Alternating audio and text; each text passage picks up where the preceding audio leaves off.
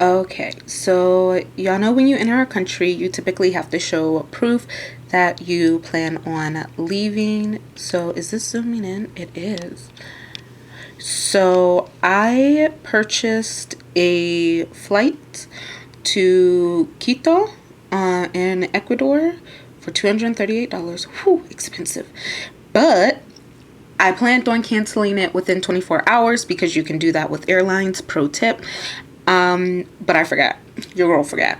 Luckily, though, I knew I was going to forget, so I purchased the highest ticket, which offered me a full refund up until my flight day. So I'm about to be refunded this so I can actually book a real flight because I am actually leaving like 2.5 weeks earlier than planned because I just didn't know. So yeah.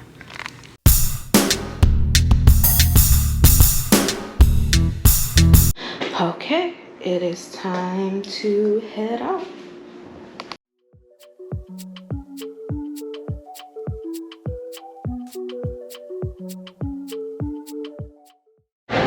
So this airport is kind of like the Hong Kong airport in the sense that you can't come in unless you have a boarding pass. And also, Avianca was really easy. I literally just walked right up to the counter. They checked my passport, printed my ticket, took my bag. Yeah, it literally took me like 2 minutes to do everything. That was great. So here in the Cartagena airport, you have to wear a mask at all times.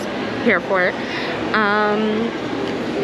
Y'all, I did something stupid. I did something so completely stupid that I would not recommend anyone ever do ever in life.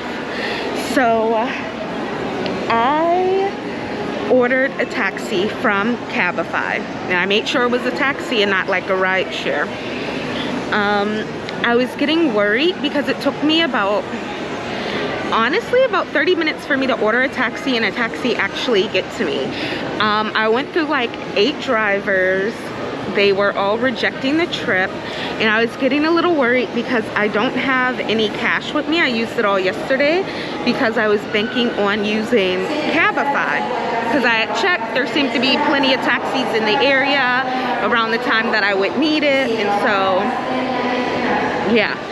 So someone finally accepts the trip,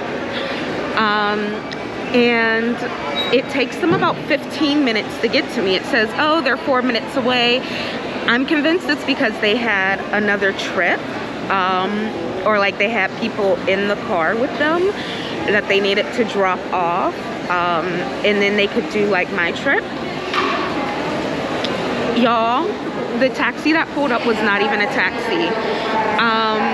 It was a different make and model, a different color, because all the taxis here are like these small little Kias and they're so cute.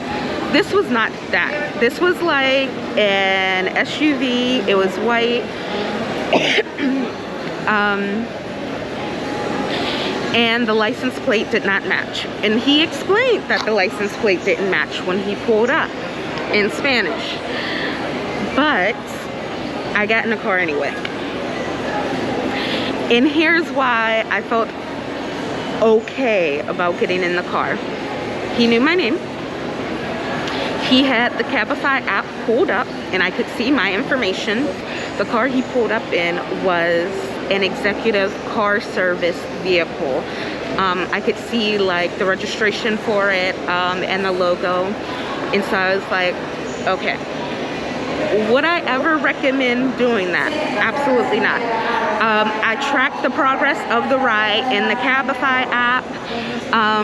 Always share your location. And I was doing a whole lot of praying, like, let this guy actually get me to the airport. Don't ever do that, y'all. Don't ever in your life do it. If it doesn't match, wait, walk if you have to. But yeah, I just did something completely stupid, and I'm so glad that God protected me and ensured that this guy had no ill intentions. He was very nice. Oh, he was so nice. But you know, serial killers are always suave. Y'all.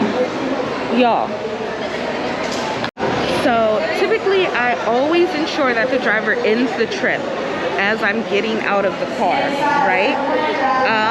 But I was so caught up with like making sure I had everything and making sure I had my boarding pass ready to go through like the initial security to get into the airport. And then I was checking in. I was like, let me make sure he ended it. But then I went through security. Y'all, this driver. So that was quick. It's been 10 minutes and Cabify has already just refunded my total order from that trip. Y'all, that's exactly what I get. That's exactly what I've heard. That's exactly what I get. I should not have gotten into that taxi, but I did. But also he should not have tried to scam me because there was already a tip built in. Like I had already decided to tip him $7,000, which is a little under $2. But considering my taxi ride was supposed to be $4, like I'm already tipping you 50%. That's what you get. Now you got in trouble.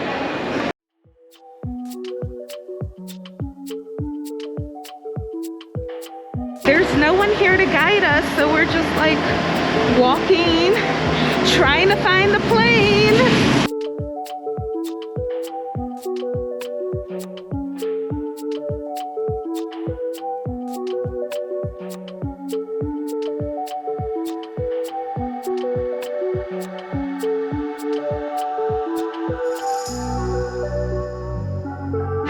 So, one thing I found to be curious was there was a guy in a wheelchair, and I was curious to see how they were going to get him in his wheelchair up the steps. He had to walk. That is wild to me. He had to walk up the stairs because there's no ramp. Now, what if he couldn't walk? Then what?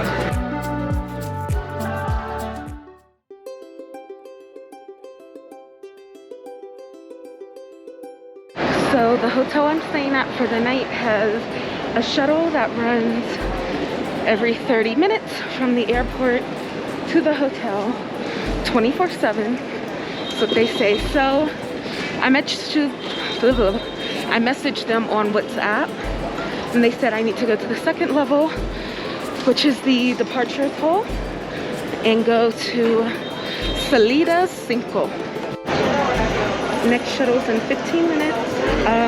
They have a lady here who has like, I don't know if you've ever worked in a hotel, you know what it is. It's like an arrivals sheet log. And so she just checked my name off, and yeah, that was very simple, very easy.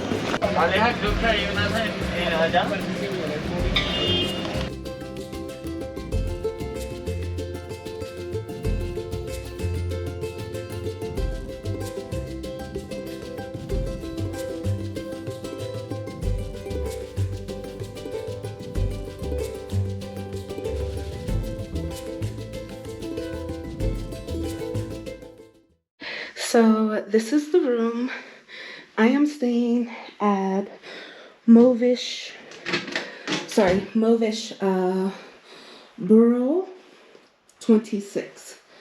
And so I just got a standard room. No breakfast because I have to leave super early in the morning. This is cute, although I'm like directly at eye level with. Are people allowed out on here? I don't even know. But yeah, hotel party. So, okay. There we go. Oh, this is cute. She's cute. Hey. Living in the lap of luxury, staying at a hotel. All right, be ready to fight somebody if they come out this closet. And there's a fridge. What?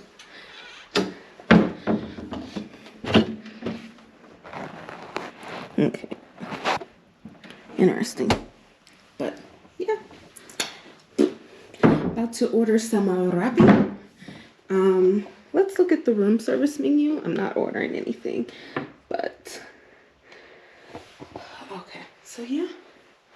So I got like this vegetarian sandwich that has like mushrooms, cheese, tomatoes, to eat now.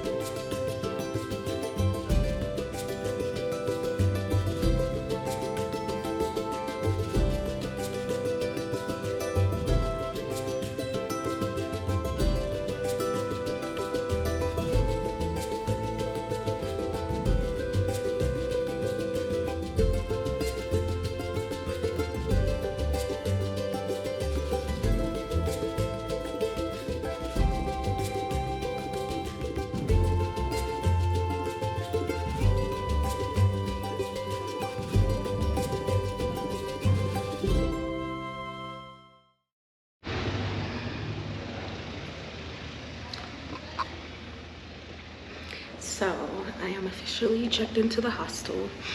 Met a really lovely girl, not even girl, woman. She's from Manchester. I'm meeting a lot of British people. She's from Manchester. She's also traveling solo. She's actually doing an internship about an hour away. So she leaves in a couple days, but we're probably gonna grab dinner. This building, this hostel hotel is just so gorgeous. Like, I'm here tucked away in like a little nook, and it is just everything. I'm going to do a separate video for like this whole hostel experience because it is my first hostel, and I think it's pretty great. So I'm gonna do like a tour of the hostel and then talking about just like my experience staying at a hostel as a 29-year-old, as a Black woman, as a solo female traveler, all of that. And so yeah, they're already offering like a lot of things. Like, they gave me a drink ticket for tonight to try like a local Ecuadorian drink. There's a free walking tour tomorrow that I'm gonna do. And so yeah, I'm here for like the whole hostel experience. I'm really liking it.